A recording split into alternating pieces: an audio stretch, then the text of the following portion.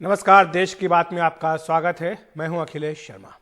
Omicron का खतरा लगातार बढ़ रहा है। इस बीच इलाहाबाद हाईकोर्ट ने चुनाव आयोग से, साथ ही पीएम नरेंद्र मोदी से अपील की है कि विधानसभा चुनाव रद्द कर दिया जाए, साथ ही रैलियों पर रोक लगा दी जाए।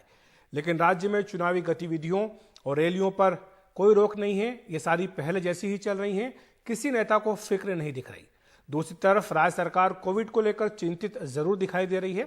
उसने कल से राज्य में नाइट कर्फ्यू का ऐलान कर दिया, लेकिन राजनीतिक गतिविधियों पर कोई रोक नहीं लगाई गई है, जहां रोज हजारों लोग बिना मास्क के दिख रहे हैं। तो आखिर क्या कारण है कि जिसके चलते राजनीतिक पार्टियां किसी भी तरह का संयम बरतने से परहेज कर रही हैं, खासतौर से तब जब हमने देखा है कि दूसरी लहर के कहर के दौरान हजारों लोग किस तरह से परेशान हुए थे।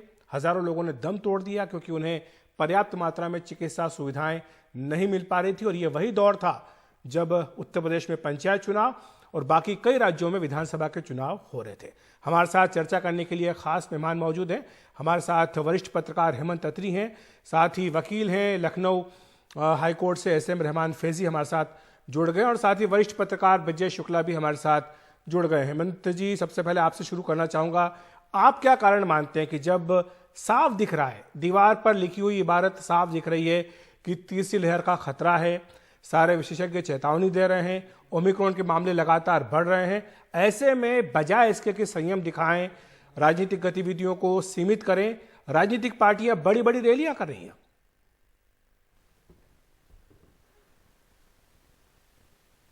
हेमंत जी, लगता है हेमंत जी तक हमारी आवाज नहीं पहुंच पा रही। हम यही सवाल ब्रजेश जी आपसे पूछना चाह रहे हैं। आपको क्या लगता है कि क्या हाईकोर्ट की जो अपील है उस पर कोई असर हो पाएगा? राजनीतिक पार्टियां संयम दिखाएंगी? क्या चुनाव आयोग हो सकता है कि चुनाव को टाले? देखिए, मुझे नहीं लगता है कि राजनीतिक पार्टियां कोई संयम दिखाएंगी। कारण क्या है कि बड़ी भीड़ की होड़ चल रही है। किसकी कितनी बड़ी रैली, इसको लेकर के द्वंद्व चल रहा है, प्रतिस्पर्धा चल रही है। यही नहीं, यकीन नहीं करेंगे कि एक स्थान की रैली जो होती है उसमें बड़ी दूर दूर से लोग बुलाए जाते हैं, दूसरे जिलों से लोग आते हैं। आप 200 किलोमीटर 300 किलोमीटर दूर से लोग बुलाए जाते हैं, तो इसका असर हुआ ही। कोई संयम नहीं है। चुनाव को दूसरे ढंग से लड़ा जा सकता है, प्रतीक्षा की जा सकती है, और एक अपना प्रचार एक संयमित ढंग से किया जा सकता है, बिना भीड़ इकट्ठा किया जा सकता है। लेकिन साहब, जब प्रतिस्पर्धा होती है, सख्त परीक्षण होते हैं, तो जो हो रहा यूपी में वही होगा, जैसा बंगाल में हुआ था वही उत्तर प्रदेश में और भी बढ़ता चला जाएगा। जी, हमारे साथ फैजी साहब भी हैं। फैजी साहब, ये जो इलाहाबाद हाईकोर्ट की टिप्पणी आई है, हालांकि मामला कुछ दूसरा था, एक जमानत की अर्जी थी, उस पर सुनवाई हुई, उस पर फैसला उन्होंने दिया, लेकिन टिप्पणी उन्होंने इस पर भी की, एक तरह से अपील की। जज साहब ने कहा कि चुनाव आयोग को सोचना चाहिए, प्रधानमंत्री नरेंद्र मोदी को सोचना चाहिए। आज दिन भर से सोशल मीडिया पर उसी की चर्चा है। आपको क्या लगता है कि एक फैसला सुनाते वक्त आखिर क्या जरूरत पड़ गई थी कि इस तरह की चेतावनी या अपील दी जाए? देखिए, उस हाईकोर्ट के जो ऑर्डर आया उस पर तो मैं एज ए वकील होने के नाते टिप्पणी बहुत ज्यादा नहीं कर सकता कि वो दे सकते थे या सलाह नहीं दे सकते थे। लेकिन मेरा जो अपना पर्सनल ओपिनियन है, या हमारे साथ और भी तमाम सारे जो लोग कहते हैं, हम लोगों ने जिस तरीके से जो सेकंड वेव में स्पेशली यूपी में जो त्रासदी झेली है, कि उसी दौरान पंचायत चुनाव हुआ, और जब कोरोना अपने पीक पे था तो पंचायत चुनाव हुआ, जिसके कारण से बहुत ज्यादा यहाँ पे त्रासदी हुई, तमाम सारे लोगों की मृत्यु हो गई। तो इसलिए आप कितना भी कोविड का नियम बना दीजिए राजनीतिक पार्टियों के लिए कि आप इतने लोगों में रैली करिए, उतने लोगों में रैली करिए, वो संभव नहीं है। समस्या यह है कि हमारे यहाँ जितने भी कोविड नियम बनाए गए, जो भी प्रोटोकॉल है, वो सिर्फ और सिर्फ आम जनता के लिए, आम जनमानस के लिए हैं। उसको कभी भी किसी पॉलिटिकल पार्टी ने नहीं माना, ना किसी सरकार ने माना। तो मेरा अपना जाती नजरिया यही है कि अगर चुनाव कुछ महीनों के लिए टाल दिया जाए तो उसमें कोई हर्ज नहीं है। कारण यह है कि जो नया वेरिएंट आया है ओमिक्रॉन, जिस पे अभी कोई रिपोर्ट नहीं आई है कि इसके कितना घातक होगा कि नहीं होगा। तो जब तक या तो तब तक इंतजार कर लिया जाए, इस पे रिसर्च हो जाए। अदरवाइज इलेक्शन को पोस्टपोन करने में कोई हर्ज नहीं है, क्योंकि आम आदमी की जान से बेहतर ना इलेक्शन है, ना गवर्नमेंट है कि गवर्नमेंट वही रहे कि बदल जाए। तो बेहतर ये होगा कि इस पे रिसर्च आने के बाद ओमिक्रॉन जो वेरिएंट है ये कितना घातक हो सकता है, तब तक के लिए इसको होल्ड पे रखे जाने में कोई हर्ज नहीं। जी, ठीक है। हेमंत अत्री जी, यही बात जो जज साहब ने कही थी कि जान है तो जहां ने जब उन्होंने अपनी अपील की तो यही बात उन्होंने कही थी। यही बात फैजी साहब भी कह रहे हैं कि इंसान की जान से ज़्यादा कीमती दुनिया में कुछ भी नहीं है। ज़रूरी ये है कि आप जान बचाएं, ये ज़रूरी नहीं कि आप चुनाव कराएं। हेमंत जी, क्या आप इस बात से सहमत हैं? देखिए, एक बात है सहमत होने की, और एक है संवैधानिक व्यवस्था। संवैधानिक व्यवस्था यह है कि सुप्रीम कोर्ट को, इलेक्शन कमीशन को ऐसी कोई भी पावर नहीं है जिससे वो इलेक्शन को पोस्टपोन कर सके। कोई भी पावर नहीं है इलेक्शन कमीशन को। और संविधान के अंदर यह मैंडेटेड है कि जिस दिन आपके सदन का कार्यकाल खत्म होना है उससे पहले नई विधानसभा या लोकसभा का गठन होना है। अब इसमें जो वैधानिक स्थिति है, जो संवैधानिक स्थिति है, वो ये है कि चुनाव हिंदुस्तान में केवल दो कारणों से पोस्टपोन हो सकता है। एक है कोई युद्ध की स्थिति हो, और दूसरी इंटरनल सिक्योरिटी की दिक्कत हो। और मैं आपको याद दिलाना चाहूंगा, कोविड पूरे दुनिया में पिछले 2 साल से है, और अमेरिका के राष्ट्रपति का चुनाव भी इसी दौरान हुआ है। बिहार का चुनाव भी बहुत सक्सेसफुली हो पाया। क्यों हो पाया, आप कारण पूछिए। कारण यह है कि वहां पर इलेक्शन कमीशन ने जो अपनी गाइडलाइंस थी, जो सोशल डिस्टेंसिंग थी, जो तमाम मेजर्स थे, वो इफेक्टिवली लागू किए थे। अब जो स्थिति है वो ये है कि इलेक्शन कमीशन जो कर सकता है उसको वो करना चाहिए। वो क्या है कि इंस्टेड ऑफ पोस्टपोनिंग, इसको इलेक्शन को प्रीपोन करने की कोशिश करनी चाहिए, क्योंकि अभी ओमिक्रॉन उस तरीके से नहीं है। और सबसे जरूरी बात, लेकिन एक राय तो ये भी आ रही है हेमंत जी की जो फरवरी के पहले सप्ताह तक इसका पीक हो सकता है, ये एक आकलन है। तो ऐसे में प्रीपोन करने की बात या एडवांस करने की बात तो मुझे तो ज्यादा नुकसानदेह होगी। नहीं, मैं दूसरी बात कह रहा हूं। मेरी 2-3 मुख्य चुनाव आयुक्तों से बात हुई आपसे बात करने से पहले। मैं आपको संवैधानिक स्थिति बता रहा हूं, उसमें मतलब मेरी कोई राय कोई महत्व नहीं रखती, संविधान महत्व रखता है। और संविधान का महत्व यह कि इलेक्शन कमीशन की गाइडलाइंस है, उसके हिसाब से तुरंत रैलियों पे बैन करें। नंबर 1 बात, बड़ी भीड़ों को रोके कहीं पर भी। और जो मेजर्स थे, जो चाहे वो इलेक्टोरल बूथ्स के थे, डिस्टेंसिंग के थे, सारी की सारी चीजें। और अगर चुनाव को किसी भी कारण से पोस्टपोन करना है तो चुनाव आयोग नहीं कर सकता। इसके लिए संसद बुलानी पड़ेगी, और संसद के अंदर यह लाना पड़ेगा कि इन कारणों के चलते, और संसद अनुमति देगी तो चुनाव पोस्टपोन हो सकता है। मैं आपको लीगल पोजीशन बता दूं। ठीक है, ब्रजेश जी, मैं आपके पास आना चाहूंगा। ये जो बात अत्री जी कह रहे हैं कि जरूरी नहीं कि चुनाव आप अभी तुरंत कराएं, हो सकता है आप चुनाव टाल भी दे, ये भी एक है। लेकिन एक संवैधानिक संकट भी खड़ा हो सकता है, क्योंकि विधानसभा का जो कार्यकाल है वो 5 वर्ष के लिए होता है। हम सब जानते हैं कि उससे पहले चुनाव कराना बेहद जरूरी है।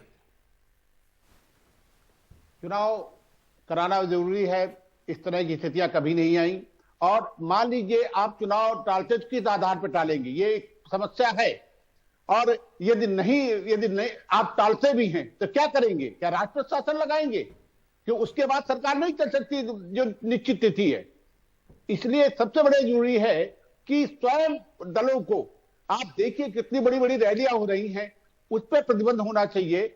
बाकायदे प्रचार के तरीकों में बदलाव होना चाहिए। जो भीड़ बुलाई जा रही उस पर नियंत्रण होना चाहिए। और फिर समीक्षा हो सकती है जनवरी के अंत में या फरवरी की शुरुआत में कि चुनाव की स्थिति क्या है। चुनाव हो सकता है, नहीं हो जाते जाते फैजी साहब से एक सवाल पूछ लेते हैं। फैजी साहब, जब पंचायत के चुनाव हुए थे तब हम जानते हैं कि यूपी सरकार गई थी कोर्ट में, उसने एफिडेविट दिया था कि हालात ठीक नहीं है, कोरोना महामारी का दौर है, ऐसे में पंचायत चुनाव को टाल देना चाहिए। लेकिन हाई कोर्ट की ओर से कहा गया था कि चुनाव होने चाहिए, और बाद में इसको लेकर के काफी ज्यादा जो है सवाल उठाए गए थे। क्या ये भी एक कारण है जिसके चलते कोई भी, चाहे हाई कोर्ट हो चाहे सरकार, कोई भी जोखिम मोल लेना नहीं चाहता है, कोई भी ये नहीं कहना चाहता कि आप चुनाव तुरंत करा लीजिए? नहीं, थोड़ा सा करेक्ट करूंगा आपको। हाईकोर्ट ने पहले मना कर दिया था इंटरफेयर करने से। पंचायत चुनाव की जब PIL आई थी इलाहाबाद हाईकोर्ट में, तो हाईकोर्ट में उसमें इंटरफेयर करने से मना कर दिया था। सेकंड में जब कोरोना बहुत स्प्रेड हुआ, पीक पे गया, तो हाईकोर्ट ने PIL पे गवर्नमेंट से रिक्वेस्ट की कि आप लॉकडाउन और कर्फ्यू लगाइए, जिसको गवर्नमेंट ने डिनाई कर दिया। मैं वही कह रहा था कि जो भी प्रोटोकॉल और कोविड जितने नियम बनते हैं वो सिर्फ आम आदमी के लिए बनते हैं। इलेक्शन अगर होगा तो जिस तरीके से रैलियों में भीड़ हो रही ऐसे ही होगी। आप कितने भी नियम बना दीजिए, उसको आप कंट्रोल नहीं कर सकते जी, वो हो गई। इसलिए मेरी राय ये है कि इलेक्शन को ओमिक्रॉन वेरिएंट पे रिसर्च होने तक कि कितना घातक हो सकता है तब तक के लिए पोस्टपोन करने में कोई हर्ज नहीं। ठीक है, शुक्रिया आपका फैजी साहब, आपका और ब्रजेश जी, आपका भी, हेमंत जी, आपका भी हमारे साथ जुड़ने के लिए। वक्त एक ब्रेक का, ब्रेक के बाद बताएंगे गरीब को किस तरह से भारी पड़ रही है राज्यपाल की आवभगत।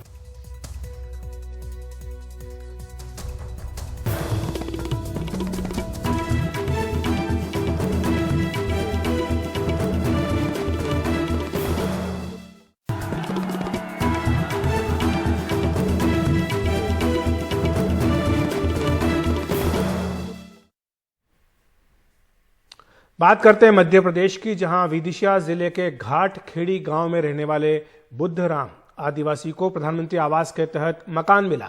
अगस्त में राज्यपाल ने उनके घर की चाबी उन्हें सौंपी, वहां खाना खाया, लेकिन अब यह वीआईपी दौरा गरीब बुद्धराम आदिवासी को बहुत महंगा पड़ रहा है। कैसे, देखिए इस खास रिपोर्ट में। आजकल माननीयों के दौरों का दस्तूर है गरीबों के घर खाना खाना। मध्य प्रदेश के राज्यपाल मंगूभाई पटेल ने घाटखेड़ी के बुद्धराम आदिवासी के घर का फीता काटा। प्रधानमंत्री आवास योजना के तहत बुद्धराम को यह घर मिला, वहीं खाना खाया, महामहिम आए थे, सो दिखावे का दस्तूर निभाया गया, पंखा लगवाया गया, भारी भरकम गेट लगा। लेकिन ये आवभगत बुद्धराम को भारी पड़ रही है। पंखा अब निकाल लिया गया है। 2 कमरों के गेट के प्लाईबोर्ड के दरवाजे के लिए 14,000 रुपए मांगे जा रहे हैं। यहाँ पे बोला था कि मैं ये कुटी जो है यहाँ पे मैं प्रवेश करूँगा, खाना खाऊंगा, आदिवासी की है, मैं उसी के घर खाना खाऊंगा। तो साहब उन्होंने ये बोल दिया। अब अफसर लोग आए अपने विदिशा जिले से, सब सही, तो वे कह रहे इसको करवाओ, तुम साहब इसको करवाओ। तब मेरे पास पैसा नहीं है, मैं मजदूर कैसे लगा दूं। जो आए थे श्रीमान राज्यपाल जी, सो ये पंखा भी लगाए उन्होंने, ऐसा वो बोले कि सब काम सही हुआ, खाना खाया, सब हो गया, पंखा लगा दिया। अब बाद में सरपंच साहब बोले कि वो पंखा तो हमारा था, हम ले चले। गेट लगाओ जल्दी जल्दी में, साहब आ रहे हैं, अच्छा नहीं लगेगा। अब वो बता रहे, सेठ जी ने कहा सरपंच साहब से कि वो पैसे नहीं आए गेट के। अब उन्होंने मुँह से कहा कि वो पैसे भिजाओ। अब मेरे पास पैसा नहीं है। राज्यपाल साहब आए तो उनने क्या सुविधा कर्जा में और बिंदवा गए वे विनय का, गेटों को भी कर्जा छोड़ो, गेट लगवाए तो ना उनको कुछ सुविधा मिली उन्हें। और मतलब जाए के मजदूरी करके कर्जा चुकाओ, मजदूरों को मेहनत मजदूरी करी, उनने सफाई करी, तो मेहनत करके उनकी पूर्ति करी बेचारे ने। इस एक घर में 2 योजनाओं का हाल देखिए। उज्ज्वला का गैस सिलेंडर और चूल्हा भी उसी दिन मिला था जिस दिन राज्यपाल आए थे, लेकिन उसका उपयोग नहीं हो रहा है। 6 लोगों के परिवार को चलाने के लिए बुद्धराम दिहाड़ी करते हैं। अब भी अपने पुराने टपरे में ही रहते हैं, क्योंकि नया घर बाहर से पूरा लेकिन अंदर से अधूरा है। सरकार आए और बस जे कर्जा होगा तो मेहनती लगा के मेहनती बिठाड़े, मेहनत दे, हमारी मेहनत दे, हम कहाँ से दें। पंखा निकाल के ले गए। मैं इस वक्त मौजूद हूँ बुद्धराम के प्रधानमंत्री आवास योजना के तहत इस बने मकान में, जहां 24 अगस्त को गृह प्रवेश कराने बुद्धराम को महामहिम राज्यपाल आए। राज्यपाल 15 मिनट रुके, खाना भी खाया, जोर शोर की तैयारियां की गई, पंखे लगाए गए, गेट लगाए गए। राज्यपाल महामहिम के जाते ही पंखे भी निकाल लिए गए, गेट छोड़ गए, कई सफाइयां करी, पर बुद्धराम को कई कर्जे में छोड़ गए, जो आज मजदूरी करके बुद्धराम अपना कर्जा चुका रहा है। सरकार तक जब हमने बुद्धराम की कहानी पहुंचाई तो मंत्री जी ने इसे गलत बताया, कहा कार्रवाई होगी। कांग्रेस का आरोप है दिखावे के लिए सरकार ऐसे काम करती है जिसका खामियाजा गरीबों को भुगतना होता है। ऐसा नहीं होना चाहिए, और ऐसा कोई घटनाक्रम हुआ है तो उसमें जो भी अधिकारी दोषी हैं उनके खिलाफ कार्रवाई होगी। महामहिम राज्यपाल महोदय ने अगर कोई बात कही है या वो गए हैं तो उनके सम्मान का पूरा ध्यान रखा जाएगा और संबंधित अधिकारियों के खिलाफ कार्रवाई। महामहिम विदिशा जिले के घाटखेड़ी गांव में एक आदिवासी के घर जाते हैं। उनके स्वागत के लिए साज सज्जाएं करी जाती है, घर में गेट लगाए जाते हैं, वीआईपी पंखे और चीज़ें लगाई जाती है। और आज जब महामहिम तो भोजन करके चले जाते हैं, पर उस गरीब के ऊपर थोप दिया जाता है कि 14,000 का बिल आपको देना। मेरा आग्रह सरकार से कि गरीब को लूटना बंद करे, जैसे तैसे परिस्थितियों के साथ वो काम करते हैं, और कहीं ना कहीं उनके साथ जो अन्याय करा जा रहा है उसके ऊपर संज्ञान ले। और किन अधिकारियों की ये करतूत है, सिर्फ बड़े बड़े पंडाल लगा के आदिवासियों की बात करने से कुछ नहीं होगा, उनके घर भोजन करने से कुछ नहीं होगा। उन्हें लूटना बंद करो, उन पर अत्याचार बंद करो। ये अत्याचार और अनाचार की श्रेणी में आता है। सीधे सीधे जो लोग इस तरह की कार्रवाई में लिप्त हैं उनके खिलाफ एफआईआर होनी चाहिए। कुछ दिनों पहले ही हमने डिंडौरी जिले में प्रधानमंत्री आवास योजना की हकीकत दिखाई थी कि कैसे दर्जनों कच्चे और झोपड़ी नुमा मकान बना दिए गए हैं। इसके लिए भी रिश्वत में रुपए और मुर्गे की मांग की गई। हमारी खबर के बाद 2 छोटे अधिकारियों पर कार्रवाई की रस्म अदायगी हो गई। हमने ये भी बताया था कि कैसे 4 लाख मकानों के लिए राज्य सरकार ने अपना अंशदान नहीं दिया है, जिसकी वजह से केंद्र ने 640 करोड़ रुपए की राशि रोक ली है। लिहाजा विधानसभा के शीतकालीन सत्र में अनुपूरक बजट में सरकार ने प्रधानमंत्री आवास के लिए 2000 करोड़ रुपए का प्रावधान कर दिया है। विज्ञापनों में गरीब का घर चमकता है, माननीय खाना खाने आते हैं, खुद की ब्रांडिंग के लिए अखबार में सुर्खियां बनती हैं। ये और बात है कि 1,20,000 के घर में नेताजी की ब्रांडिंग के लिए गरीब को ही सिर्फ दरवाजे पर 14,000 रुपये खर्चने होते हैं। कहानी एक बुधराम की है, लेकिन ऐसी कहानियां हजारों बिखरी पड़ी हैं। मध्य प्रदेश में प्रधानमंत्री आवास योजना ग्रामीण के लगभग 40% और शहरी के लगभग 60% घर बनने हैं। ऐसे में ये समझना मुश्किल है कि 2022 तक सबको पक्की छत का सपना कैसे पूरा होगा। विदिशा में नावेद और भोपाल से कैमरा पर्सन रिजवान खान के साथ अनुराग द्वारी, NDTV इंडिया।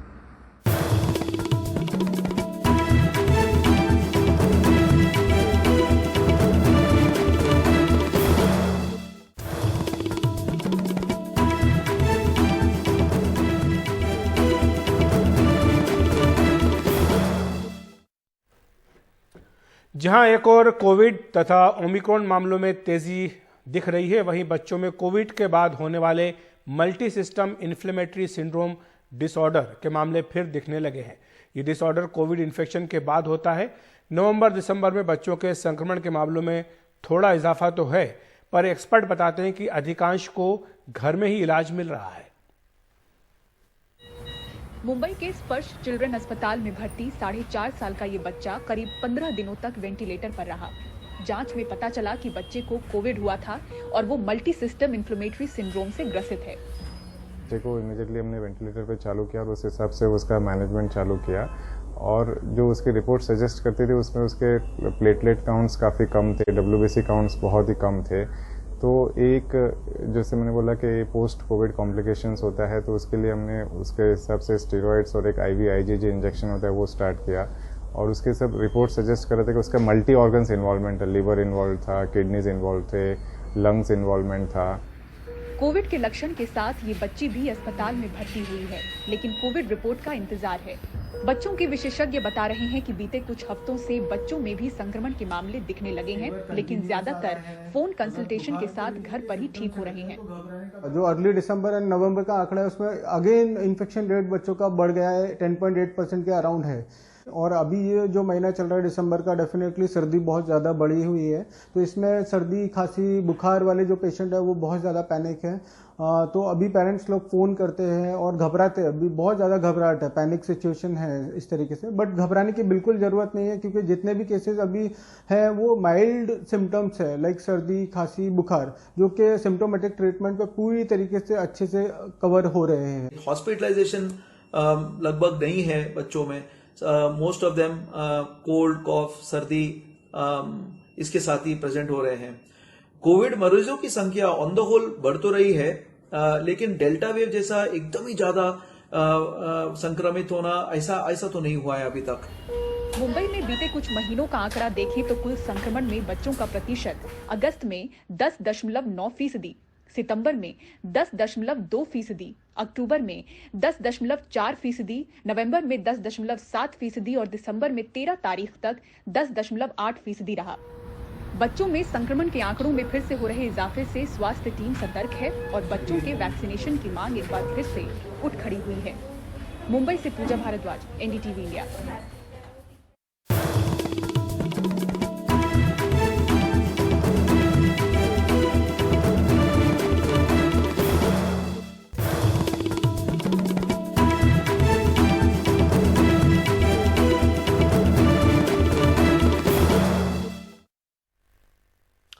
देश की बात में जाते जाते एक बार देख लेते हैं किस तरह देश भर में क्रिसमस की रौनक बढ़ रही है। बाजारों में भीड़ दिख रही है और चर्च सजे हुए हैं।